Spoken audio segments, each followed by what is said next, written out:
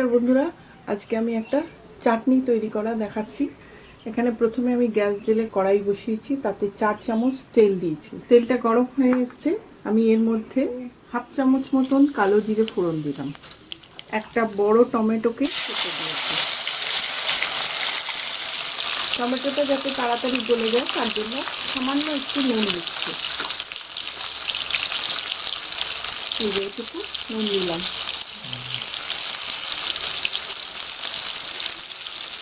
আর সামান্য একটু হলুদ দিলাম।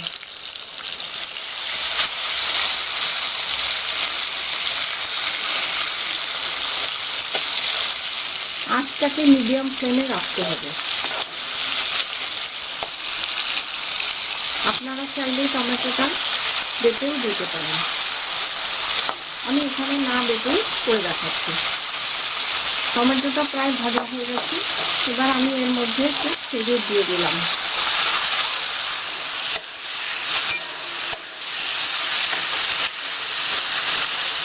এর মধ্যে আমি 100 গ্রাম সাদা আঙুর, 200 গ্রাম কালো আঙুর, একটা অরেঞ্জ আর একটা অ্যাপেলকে কেটে দিলাম, আর একটা বেদানাকে ছাড়িয়ে দিয়ে দিলাম।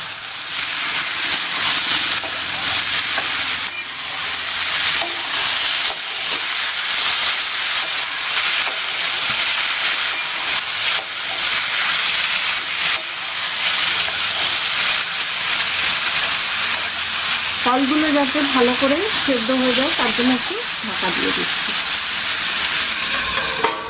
আমার 2 মিনিট হয়ে গেছে, আমি ঢাকনাটা খুলছি। এর মধ্যে আমি চিনিটা দিয়ে দিলাম, 1 কাপ চিনি দিলাম।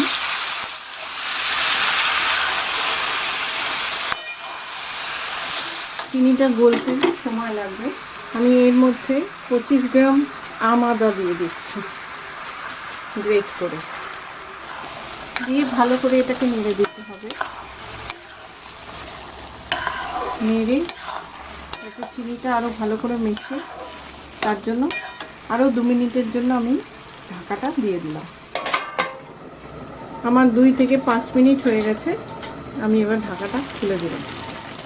দেখুন ফ্রুটসগুলো প্রায় হয়ে গেছে, প্রচুর রস বেরিয়েছে ফ্রুটস থেকে, আমাকে আর আলাদা করে জল দিতে লাগেনি। আমি এর মধ্যে 100 থেকে 150 গ্রাম কাজু বাদাম কেটে রেখেছিলাম, সেটাকে দিলাম।